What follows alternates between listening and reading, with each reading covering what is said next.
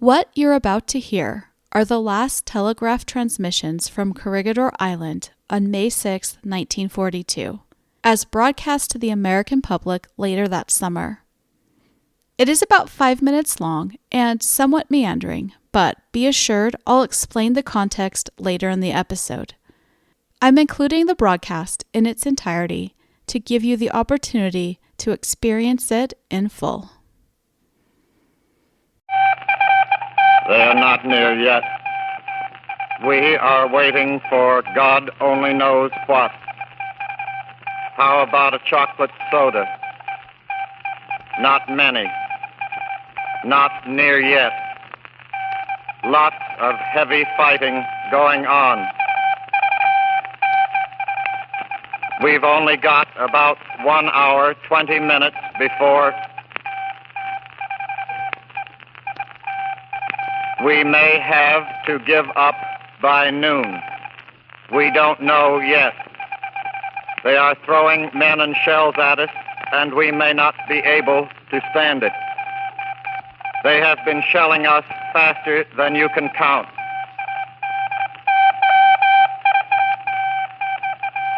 We've got about 55 minutes, and I feel sick at my stomach. I am really low down. They are around now, smashing rifles. They bring in the wounded every minute. It is a horrible sight. We will be waiting for you guys to help. This is the only thing, I guess, that can be done. General Wainwright is a right guy, and we are willing to go on for him. But shells were dropping all night, faster than hell. Damage terrific. Too much for guys to take. Enemy heavy cross-shelling and bombing. They have got us all around and from skies. From here it looks like firing ceased on both sides. Men here all feeling bad because of terrific nervous strain of the siege. Corregidor used to be a nice place. It's haunted now. Withstood a terrific pounding. Just made broadcast to Manila to arrange meeting for surrender. Talk made by General Beebe. I can't say much. Can't think at all. I can hardly think. Say, I have 60 pesos you can have for this weekend. The white flag is up. Everyone is bawling like a baby. They're piling dead, wounded soldiers in our tunnel. I'm vomiting. Arms weak from pounding key, long hours. No rest. Short rations. Tired. I know now how a mouse feels. Caught in a trap. Waiting for guys to come along. Finish it up. Got a treat. Canned pineapple. Opening it with signal corps knife. My name, Irving Strobing. Get this to my mother, Mrs. Minnie Strobing, 605 Barbie Street, Brooklyn, New York. They are to get along okay. Get in touch with them soon as possible. Message. My love to Pa, Joe, Sue, Matt, Carrie, Joy, and Paul. Also to all family and friends. God bless 'em all. Hope they be there when I come home. Tell Joe, wherever he is, give him hell for us. My love, you all. God bless you and keep you. Love. Sign my name and tell my mother how you heard from me. Stand by. And that was the last thing the United States heard from Corregidor Island. This is Left Behind.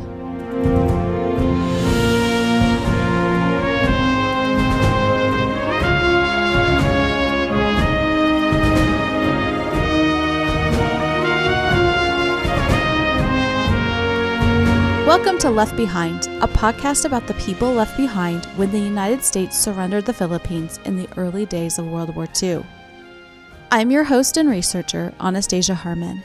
My great-grandfather was a prisoner of war in the Philippines, and his memoir inspired me to tell the stories of his fellow captives. If you, like me, believe it's important for people to hear this relatively unknown part of World War II history, please consider sharing this episode with a friend. Word of mouth is the number one way people find new podcasts, so by sharing, you're helping to keep these important stories alive. Today, I'm excited to introduce you to Irving Strobing.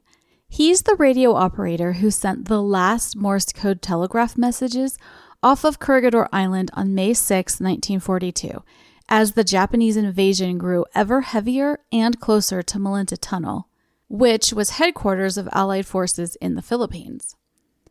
The recording you heard at the beginning of this episode includes Strobing's telegraph signals, with a narrator speaking the words Strobing tapped out.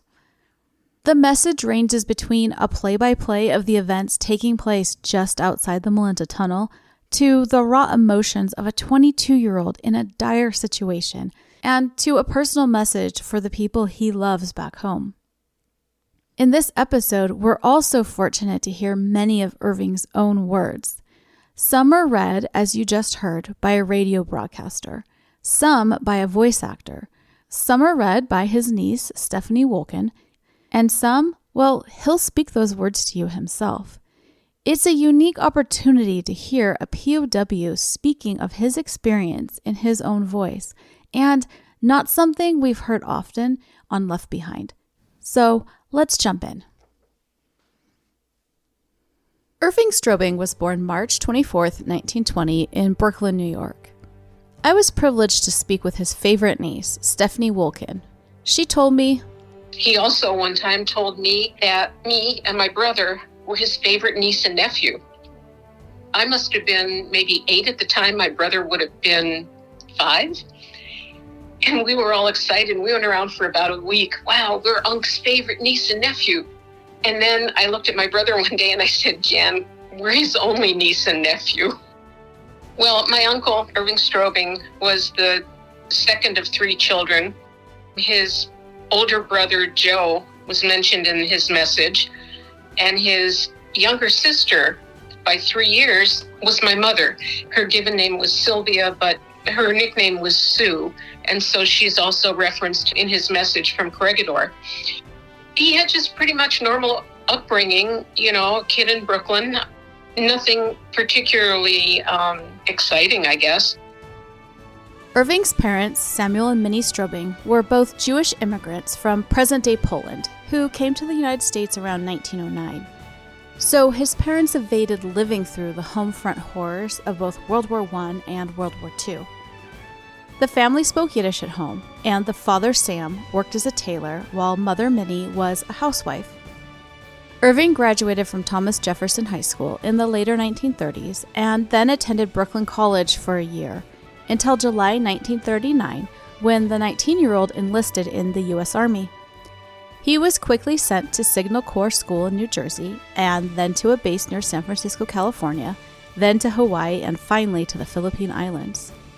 He always knew that he wanted to go into the Army, and he was hoping to make it his career. From everything I've heard, including from my dad, who was a ham radio operator and very close with my uncle. Apparently, my uncle was a wizard at sending Morse code. He sent it fast and it was accurate, and he was kind of known for that. And actually, I can attest to that a bit. He was in a 1961 World War II documentary where he showed his telegraph skills. He taps out the message so fast while speaking the words he's tapping and not even looking at the machine. I mean, I still have to look at the keyboard while I type, and that has to be so much easier than tapping out Morse code. Well, when Strobing got to the Philippines, he was stationed first in Baguio, which is in the north-central area of Luzon Island. That's the largest island in the Philippines. He was the chief radio operator there. However, on December 8, 1941, he was on a 3-day pass in Manila when the Japanese attacked the Philippines. Thus, he remained in Manila as a radio operator until January 1, 1942, when he was sent to Corregidor Island. Once on the Rock, as the servicemen fondly called the island, Strobing became a mainstay in Malinta Tunnel, specifically in the lateral tunnel where the Signal Corps was located.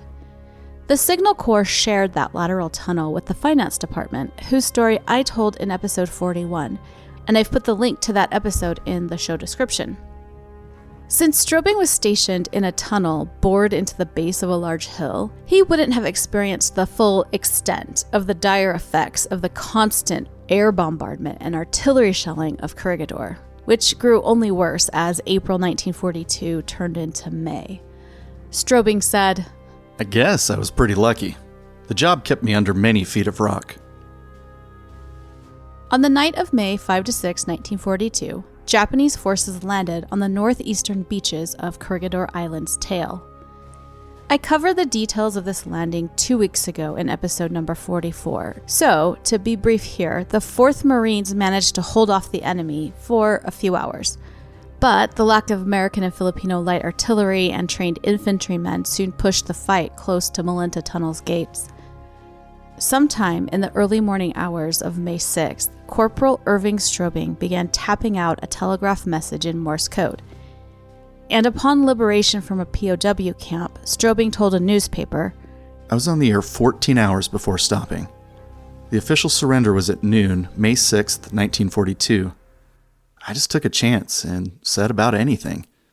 I never did remember what I said, but I hoped my mother would get it and keep up her hopes. Hope I didn't say anything wrong." It's interesting that he never remembered what he said in the messages. It just makes me think that he was so full of adrenaline or in such a fight or flight state for those 14 hours that what he said just didn't register in his mind. Further, Strobing didn't know on that final day of battle whether the message would be picked up by anyone. But Strobing's message did have a real-time captivated audience across an ocean in Hawaii's Schofield Barracks. You see, while Strobing was tapping, Corporal Arnold Lappert was decoding. One source I found says that Lappert, quote, felt the fear, the intensity, and the importance of those messages from Corregidor, close quote. Another source says that he wept over his keyboard as he transcribed the messages. A Manhattan native, Arnold Lappert was stationed at Pearl Harbor when it was attacked, and then spent 4 years of the war in the Pacific. Of receiving the message, he later said, "I had a general for a runner. 1 star, but a general. I don't know his name exactly, Collins, I think. But I'll never forget his face over my shoulder and the way he ripped the paper out of my hand and ran." The U.S. military leadership in Hawaii was immensely interested in Strobing's messages, as his words were among the main, if not only, source of real-time information they were getting about what was happening in the Philippines. A few weeks later, the entirety of Strobing's message, with narration, was broadcast via radio around the United States. It's that broadcast that we heard at the very beginning and will continue to hear throughout. One newspaper later stated, quote, "Irving Strobing sent the farewell message that made a nation weep," close quote. And seriously, I don't know about you, but listening to that broadcast is haunting and makes me tear up a little to think what those men were going through. Strobing started his message, I believe, around midnight of May 5th to 6th, 1942. And not too long after the Japanese landing forces arrived on Corregidor Island. They are not near yet. We are waiting for God only knows what. How about a chocolate soda? Keep that chocolate soda reference in mind. We're going to return to it later. Not many.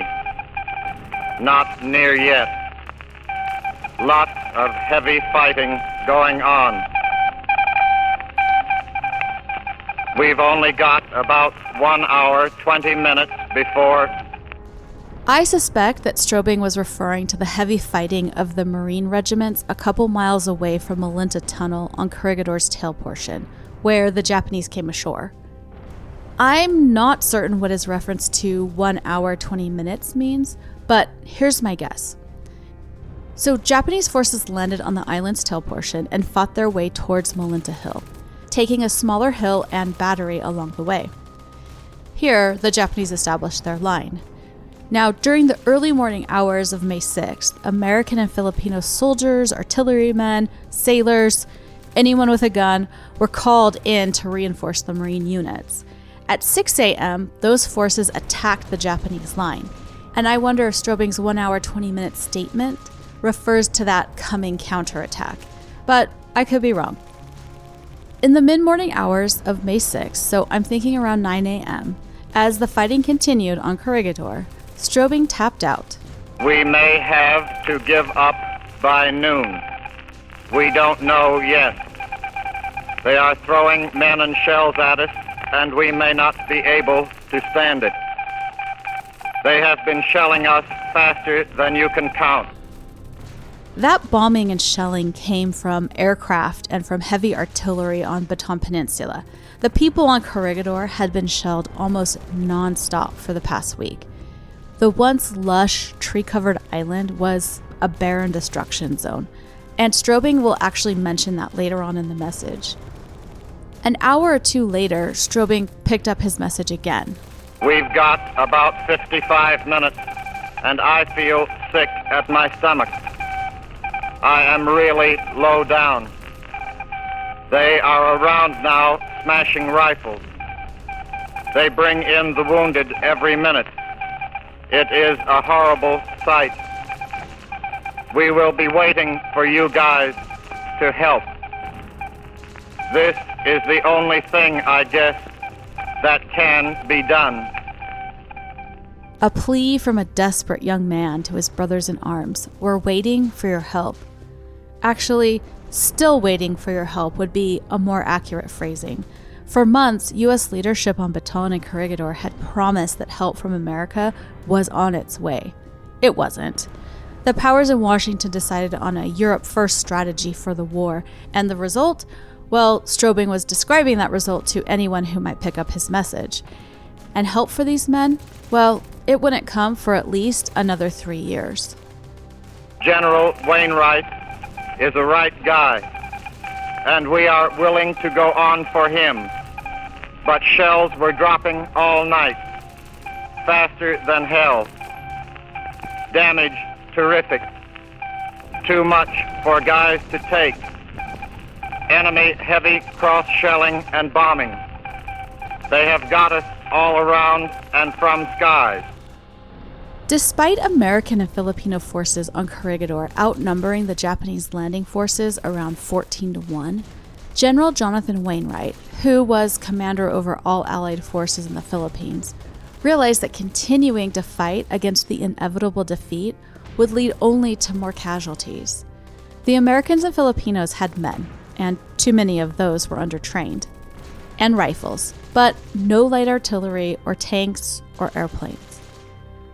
The Japanese had all those things, and they had many units on Bataan just waiting to come to Corregidor Island. There really was no chance of Allied forces holding out for more than a couple days. Thus, Wainwright decided to surrender Corregidor. Strobing's message continued. From here it looks like firing ceased on both sides. Men here all feeling bad because of terrific nervous strain of the siege. Corregidor used to be a nice place. It's haunted now. Withstood a terrific pounding. Just made broadcast to Manila to arrange meeting for surrender. Talk made by General Beebe. I can't say much. Can't think at all. I can hardly think. Say, I have 60 pesos you can have for this weekend. That broadcast happened at 10:30 a.m. General Louis C. Beebe sent a surrender offer from General Wainwright to General Masaharu Homma, who was over Japanese forces in the Philippines. The offer included surrender of the 4 Allied-held islands in Manila Bay, collectively called the Harbor Defenses, quote, together with all military and naval personnel and all existing stores and equipment at noon on May 6th, if all your firing and aerial bombardment has ceased, close quote. At the same time, another radio operator tapped out a message to the U.S. general in command of Mindanao, which is a southern Philippine island. In that message, Wainwright gave the general command of all U.S. forces in the Philippines, except for the harbor defenses, and told him to report to General Douglas MacArthur immediately for orders. Wainwright concluded with, I believe you will understand the motive behind this order. Wainwright's motive, of course, was surrendering as few men as possible, just those on Corregidor and the few fortified fortresses in Manila Bay, rather than all Allied troops throughout all the Philippine Islands. Unfortunately, Colonel Beebe's broadcast message didn't stop the Japanese bombardment from the air and from Bataan. The Allies broadcast that message again at 11 a.m. and then again at 11:45. Then, well, here's my great-grandfather Alma Salm's description of the next actions. Precisely on the hour, as the blazing sun overhead registered high noon, the white flag of surrender was hoisted high atop rocky Malinta Peak. An unusual quiet settled over the rock, in sharp contrast to the din caused by many days of concentrated bombardment and bombing. Occasional Jap aerial bombings and sporadic firing in the western part of the island, where our troops had not gotten word of surrender, were the only sounds. A feeling of frustration and dejection took hold of me as I watched our star-spangled banner give way. My eyes blurred before me. Salm wasn't the only one tearing up. Strobing messaged, The white flag is up. Everyone is bawling like a baby. They're piling dead, wounded soldiers in our tunnels. I'm vomiting. Arms weak from pounding key, long hours. No rest. Short rations. Tired.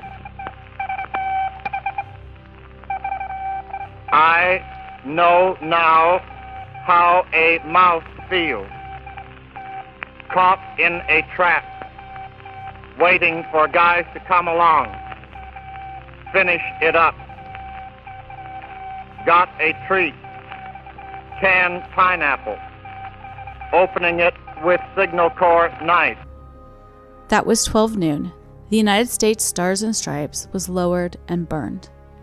In those final moments, Strobing tapped out a personal message to his family, hoping that his mother would somehow receive it. My name, Irving Strobing. Get this to my mother, Mrs. Minnie Strobing, 605 Barbie Street, Brooklyn, New York.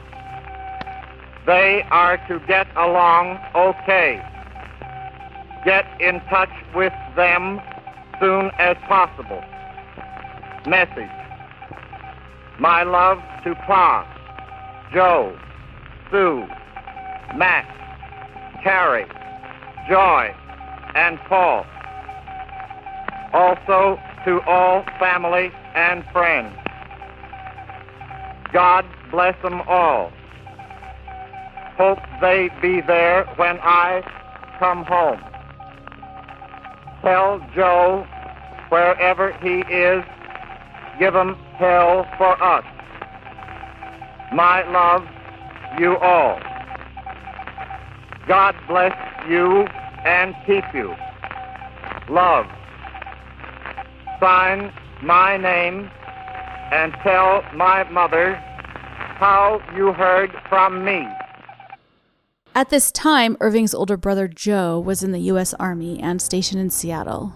So that's what Strobing meant by, quote, tell Joe wherever he is, go and give him hell, close quote. Although this message was to his brother specifically, I personally also like to think there's a second meaning. A message to all U.S. soldiers who, as you know, had the nickname Joe, to give the Axis forces hell, wherever they might be. Also, that message did get home to his mother. Strobing stated, well, the final transmission from Corregidor was a message to my mother and the other members of my family. It was received in Honolulu and relayed to Washington, and the Army was good enough to have a colonel deliver it at home. After a pause, Strobing added a single word. Stand by. But nothing ever followed. It was the very last word broadcast by American forces from Corregidor Island. Mr. Strobing, tell us exactly what did happen. Well, Mr. Knight, the transmission was terminated when I was told that a Japanese tank was approaching the mouth of the tunnel. I thought it would be better for me to get further back in. That was Irving Strobing speaking to a radio host after he got home from the war and explaining exactly what happened after he tapped out, "Stand by." And although the radio and telegraph lines had gone quiet, Corregidor was a hub of activity. U.S. Army historian Lewis Morton wrote, During the morning, all arms larger than .45 caliber had been destroyed. The Marines, misreading the order, had begun to smash their small arms as well, and others had followed suit until an officer had halted the destruction. All classified papers and maps had been torn or burned and lay in shreds and ashes on the floor of the tunnel. The codes and radio equipment had been smashed beyond recognition, and the treasury of the Commonwealth government reduced to trash. It took Colonel John R. Vance, the finance officer, and his assistant several hours to cut up with scissors more than 2 million pesos. By noon, when the destruction was complete, Malinta Tunnel presented a scene of unbelievable disorder, congestion, and confusion. The men in the tunnel had reached the end of their physical and mental resources. They were dirty, hungry, and completely exhausted. Some reacted violently to the order to destroy their arms and swore with bitter vehemence, but most were too tired to have any feelings at all. The quartermaster lateral had been thrown open, and each man took what he wanted and went off to a quiet corner to eat his last meal before the Japanese moved in. Some lay down and went to sleep. Others stared vacantly into space. But still, the Japanese continued their advance and bombardment. Wainwright had the surrender message again broadcast at 12:30. Still, the Japanese bombardment continued. So, around 1 p.m., Wainwright sent a Marine captain with a flag bearer, a musician, and an interpreter to the Japanese front line on the island.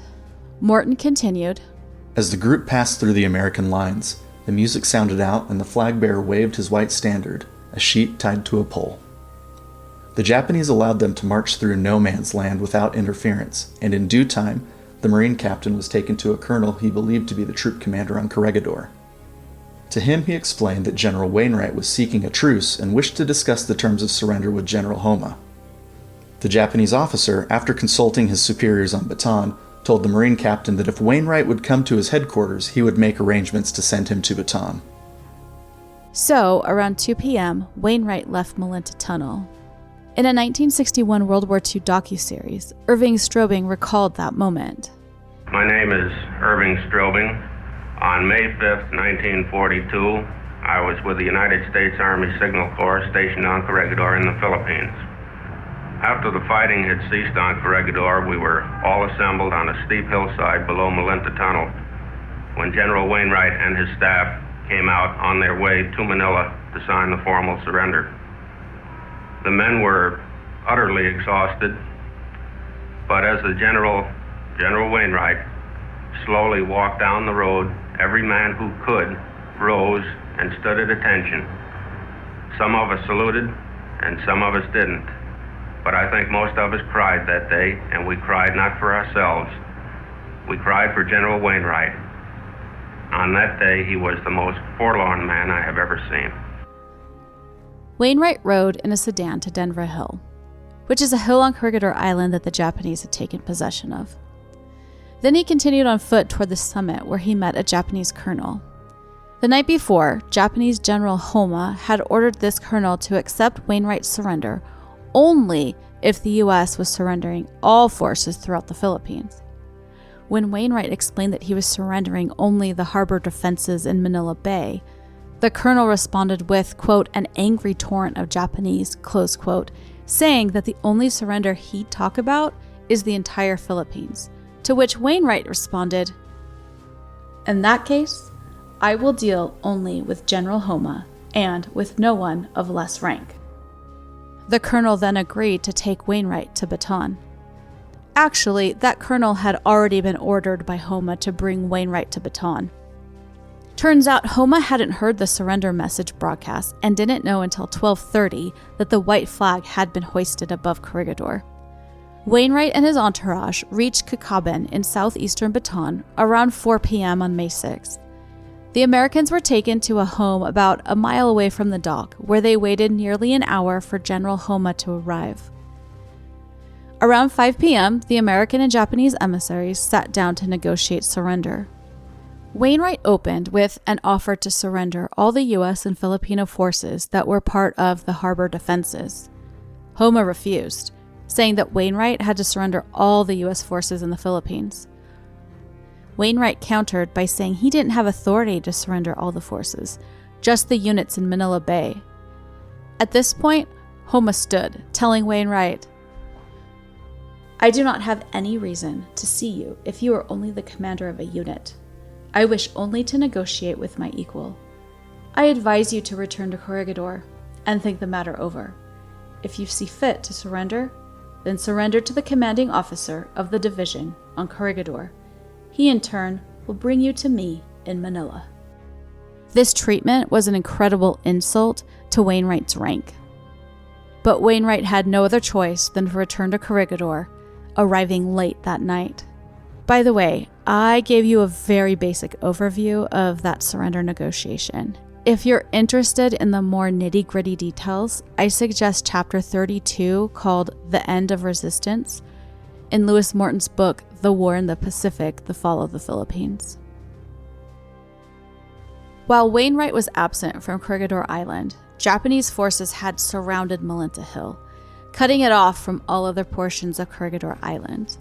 More Japanese forces had landed on the island, and they'd entered the Malinta Tunnel with 20 men brandishing flamethrowers, demolition charges, and rifles.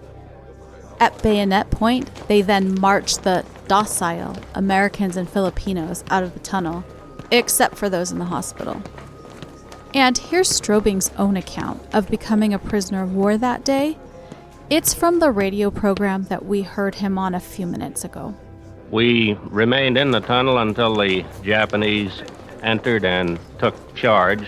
We were then lined up in Malinta Tunnel itself, and in a kneeling position were tapped on the shoulder by a Japanese officer using a saber, and thus formally became prisoners of the Emperor. You mean even under such circumstances, they went to that degree of protocol? It was unexpected, but it did happen.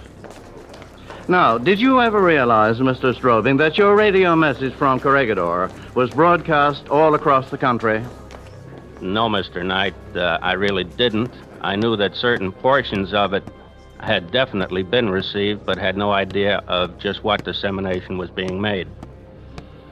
I've posted some pictures of Malinta Tunnel being evacuated. In it, POWs with their hands raised in surrender emerge from the tunnel entrance, while bayonet-wielding Japanese soldiers stand guard, some looking toward the camera. The photos are dramatic, but they were also staged. Liberated POWs would later share stories about how they were brought out of and then ushered back into the tunnel several times so that Japanese photographers could get several shots of the surrendering Americans, and then use the best photos for propaganda back home. I've also posted a photo of Japanese troops removing the US flag from the top of Malinta Hill.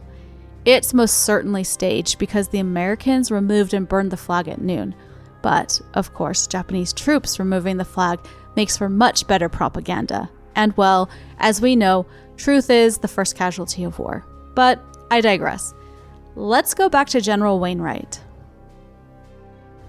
He returned to Corregidor late on the night of May 6 to find that Malinta Hill and Tunnel had already been taken. Thus, he immediately surrendered to the commanding officer of the Japanese division on Corregidor. It was an unconditional surrender of all Allied forces in the Philippines, not just the harbor defenses. Historian Morton stated, All local commanders were to assemble their troops in designated areas and then report to the nearest Japanese commander. Nothing was to be destroyed, and heavy arms and equipment were to be kept intact.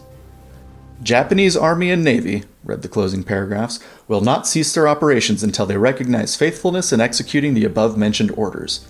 If and when such faithfulness is recognized, the Commander-in-Chief of Japanese forces in the Philippines will order ceasefire after taking all circumstances into consideration. It was midnight by the time the job was finished and the surrender document signed.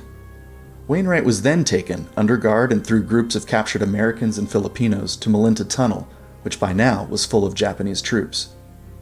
He went to the small, whitewashed room he had inherited from General MacArthur. Exhausted and humiliated, he threw himself down on his narrow cot.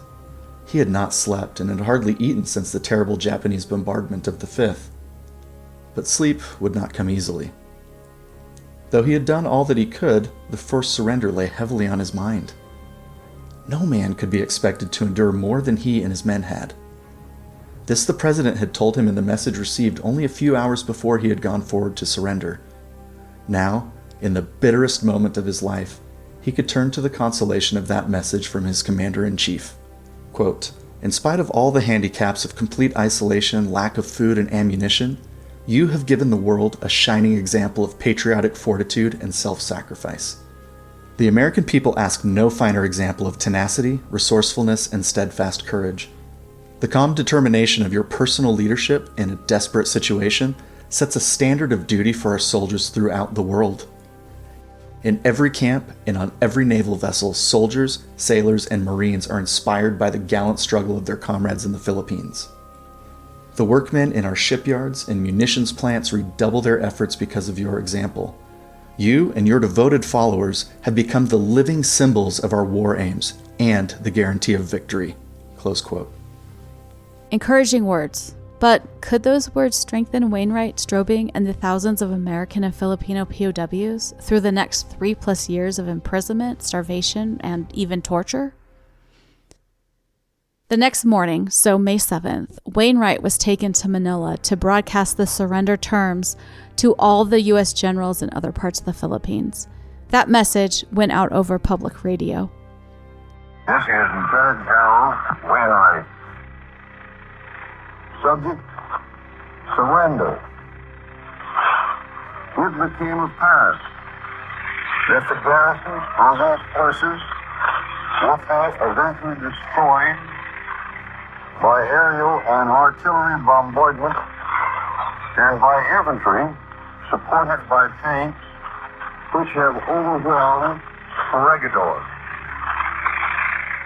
After landing General Homer, with no agreement between us, I decided to accept, in the name of humanity, his proposal. You therefore be guided accordingly, and will, I think will, surrender all troops under your command to the proper Japanese officer.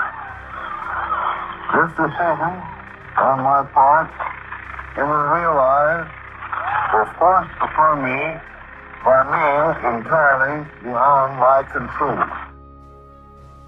Within a couple of days, Corporal Irving Strobing and his fellow POWs were marched to the southeastern part of Corregidor, where they were encamped with little food or water for a couple of weeks. And I'm currently working on an episode focused entirely on that experience.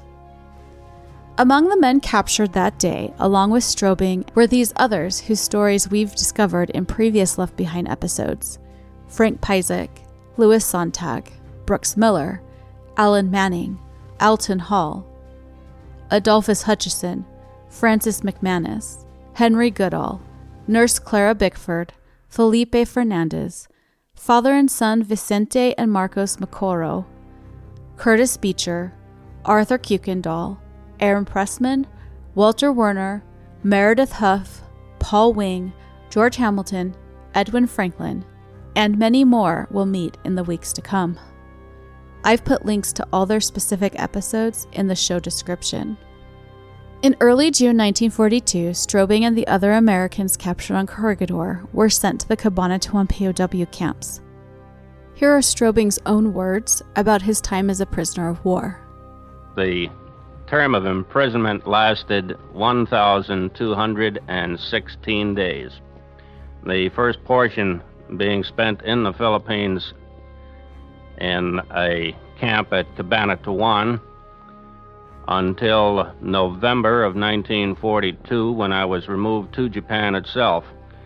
A 27-day voyage in the bottom hold of a Japanese freighter. Upon our arrival in Japan on the 27th of November in 42, I was put to work on a construction project, excavating by hand what was to be a dry dock and later pouring the concrete. That camp was called the Tanagawa Camp, and it wasn't too far away from Osaka, Japan. After about a year and a half, I was transferred to another camp where we made little rocks out of big ones and also stoked the furnaces in a Japanese steel mill, and that lasted until September 5th, 1945, when we were liberated and returned to the United States. That rock quarry was at the Omi Camp, which is on the western coast of Japan's main island. Here's his niece, Stephanie Wolken. Both of those assignments or jobs were pretty stressful, pretty physical, and done by guys who were not getting good meals. They were not in the best of shape. They were not being well fed. You know, there were bugs and lice and all of that. So it was designed to just keep the strongest people alive, and the rest of them fell by the wayside. And thank goodness he didn't. While in the POW camps, Strobing became quite sick. As kids, my brother and I would always ask him questions about the war, especially because we noticed that his upper arms had deep scars. And we asked him what that was about. And apparently he had contracted gangrene in both arms when he was in prison. His fellow prisoners found a way to make a still, and so they had, happy hour, sort of.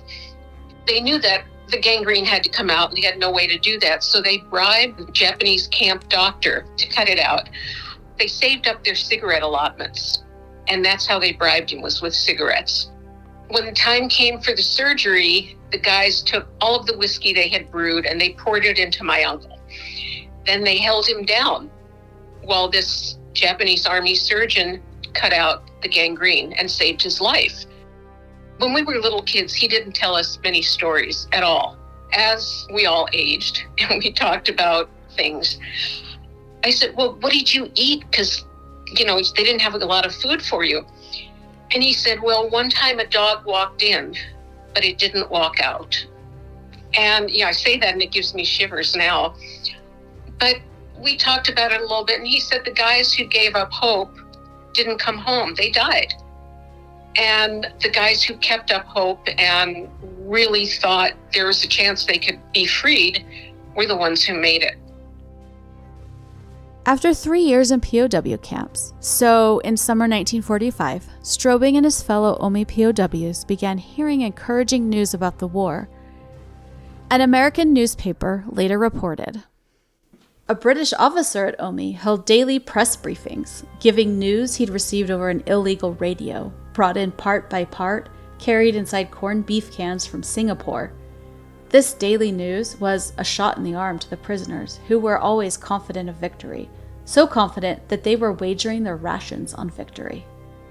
Of those reports, Strobing said, "From what we heard, our troops were moving like a machine, a wonderful, good machine. But we never dreamed the States would put on a show like this." And then, in early September 1945, after 3 years and 4 months in captivity, Irving Strobing learned that Japan had surrendered the war. Strobing said that their guards immediately tripled food rations and allowed a hot bath daily instead of one a week. They let us do as we pleased. The payoff came when American planes dropped more food than the Nips ever dreamed existed. We let them keep theirs.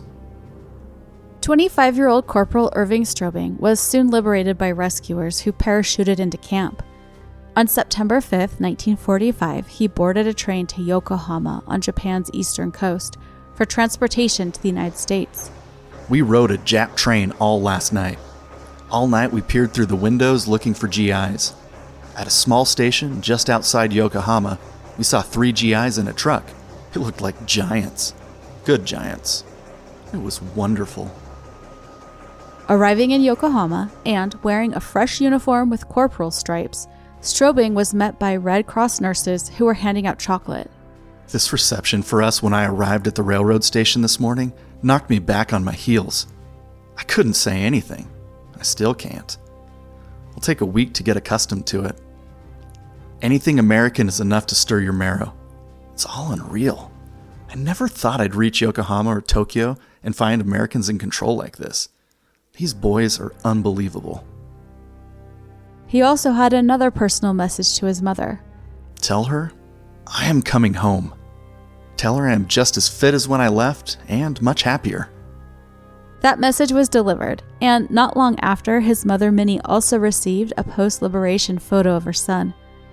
I found a newspaper article with a beautiful picture of Minnie holding that post-liberation photo of Irving, and I posted it on the podcast website and Facebook page. Once back on American soil, but before returning to Brooklyn, Strobing first spent time recuperating at a military hospital. Here's Stephanie again. During the war, people back home raised money for ambulances for the Red Cross. My grandparents and my mother's family all pitched in, and they were able to purchase an ambulance. So here's what he said. Following the surrender at Corregidor and 37 months as a POW, I returned to the U.S. and was a patient at Halloran General Hospital for medical processing before going home on R&R. Transportation around the hospital grounds was provided by the converted Red Cross ambulances. I rode the shuttle down to the PX one day. As I stepped down to the sidewalk, I turned, patted the van, and remarked to the driver, "Please take good care of this one. It means a lot to me." As the driver nodded and drove off, I could imagine her thinking that there went another sad case of combat fatigue. What she didn't understand, of course, was my special relationship with the lettering on the side of the van, donated in honor of Sergeant Irving Strobing. So, we could have said, "Hey, this is my van," or "Did you notice my name?" He just said, "Take good care of it. It means a lot to me." Strobing arrived home in Brooklyn by early October 1945, and it was a reception he wasn't necessarily expecting. First, his father had died 9 months earlier, so that would have likely been difficult to come home to. Second, Strobing was a national hero, but he didn't know it. An American newspaper reporter in Yokohama had reported, because his radio appeal was never mentioned in his mother's letters, he never knew until I told him whether it was ever received. Now, just imagine him spending 3 years in horrid work camp conditions, only to immediately learn upon release that he's famous, in some ways a household name, for that last telegraph message. Newspapers across the country, and especially in New York, touted the news of Strobing's liberation and arrival home. October 15, 1945 was proclaimed Strobing Day in Brooklyn. He used a speaking opportunity to raise awareness for a proposed memorial for his buddies who didn't come home. And even though he was captured on Corregidor a month after Bataan fell, Strobing was dubbed, quote, "the voice of Bataan," close quote. And he appeared with General Jonathan Wainwright at a victory loan drive. The publicity and large welcome were uncomfortable to Strobing, who his niece described to me as not boastful or attention-seeking. About 4 months after returning home, Strobing met Sergeant Arnold Lappert, the radio operator who had received Strobing's message in Hawaii. Now, do you recall the chocolate soda line from Strobing's message? Here it is again real quick. We are waiting for God only knows what. How about a chocolate soda? Well, in January 1946, Irving Strobing and Arnold Lappert got that chocolate soda. It was part of a news conference arranged by the Jewish war veterans of the United States. The two soldiers shared one soda with 2 straws. To me, Strobing looked slightly annoyed in the photo, but maybe it's just the angle or the odd posture and awkwardness of having to sip from a straw near a stranger's face while being photographed for a newspaper. Well, that photo appeared in the Brooklyn newspaper, which also stated that the photo shoot, quote, was a prelude to their reenacting their wartime roles at a Madison Square Garden pageant telling of the contribution American Jews had made in all the nation's wars, close quote. And unfortunately, I couldn't find any more details about that pageant. Well, Irving Strobing re-enlisted in the U.S. Army in January 1946, and he planned to make the military his long-term career. Here's niece Stephanie. After the war, he was stationed at Arlington Hall Station in Virginia. So he said, during 1948, I was stationed at Arlington, Virginia. The station commander was Lieutenant Colonel Barros, who, like myself, had served in the Philippines prior to World War II. We had both spent more than 3 years as POWs. I met Lieutenant Colonel Barros on my way to my office one day, and we exchanged salutes as required. After I had gone just a few paces, I heard Lieutenant Colonel Barros call my name. When I turned, he remarked that I was not wearing ribbons on my jacket, and he thought it would be more appropriate if I did. I, of course, responded with, "Yes, sir." The next time I met Lieutenant Colonel Barros, he again stopped me and said, "I remember suggesting that you wear your ribbons." My reply was, "Sir, I'm wearing the one that means the most." Pinned to my jacket was the World War II victory ribbon. He would have gotten lots of ribbons and medals throughout his service. The one that mattered the most was the victory. He worked in military intelligence and was sent to Paris and worked out of the U.S. Embassy in Paris for a couple of years. And then he was going to be sent to Iraq, again with Army intelligence. And he came down with tuberculosis, which they attribute to his stay in the prison camps for all those months. He had to go out to Denver to a VA hospital out there. And then after that, he was sent to Tupper Lake Veterans Hospital in upstate New York. Due to the disease, Strobing was discharged from service in May 1949. He was unable to work for a couple of years, but by April 1951, the disease had abated, and he planned to go get a job or go back to college, unless the Army would consider letting him back in. Sadly, that didn't happen. But he went on to have a successful career, first at the Federal Aviation Agency in New York. He worked at Kennedy Airport. It was Idlewild at the time, as someone who interpreted the weather for the pilots. So he was not an air traffic controller, but worked with them and the pilots as far as the weather. He also did that in Paducah, Kentucky. He also spent time working for the Department of Agriculture in New Jersey. And despite the tuberculosis, the result of his years in POW camps, derailing his hoped-for career, Irving seemed not to have negative feelings toward his Japanese captors. Over the years, I said to him, "How do you feel about it?" He said, "The longer I live, the less a percentage of my life it is." So I think he made his peace with it, with having been a POW. He bought a Toyota car, so no animosity there. After retiring in 1980, Irving moved to North Carolina. He went there because he liked the area. It was a little bit rural, and he got really involved with the radio club there. just got in with a really nice group of people. And once they found out his history, for their 4th of July parade, they wanted him to ride in a convertible. And if you ever knew my uncle, he was, I won't say shy, but never boastful, never. If you met him, you could know him for years and never know his story. But they really wanted him to do it, and he did, because it was important to them. And that's another part of who he was, putting his feelings aside to do something that would mean a lot to other people. 77-year-old Irving Strobing passed away of pancreatic cancer on July 8, 1997. We knew that he wanted to be buried in Arlington. They were limiting burials then because it's getting very crowded, but he's qualified for burial there. We had a visitation in North Carolina for his friends. The funeral director pulled me aside and he said, I know you're flying back and you have to fly through Atlanta. Your uncle will be on your flight. And in Atlanta, he'll be transferred to be up in Washington, D.C. And he said, I wanted to let you know because it might bother you and we can make other arrangements.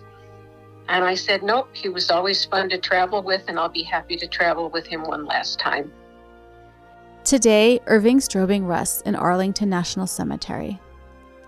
And I think it's only appropriate to let Stephanie's words conclude the life story of her uncle. I never really thought of him as a war hero when I was growing up. I just knew he was my favorite uncle. He was smart, he was witty, he was caring. He didn't harbor animosity at the Japanese government. I mean, he said it's war. That's what you do in war. Grant, when we started talking about it, he was 20 years away from it. But that's who he was. He really didn't hold grudges. And he had a sense of fairness that informs me. Back on May 6, 1942, when Irving Strobing was tapping out those last telegraph messages, a group of American sailors were in a small boat out on Manila Bay, and they decided to try to escape the Philippine Islands and make their way thousands of miles across the ocean to Australia. And guess what? They made it. So, be sure to hit the follow button because there will be more on that next time. This is Left Behind.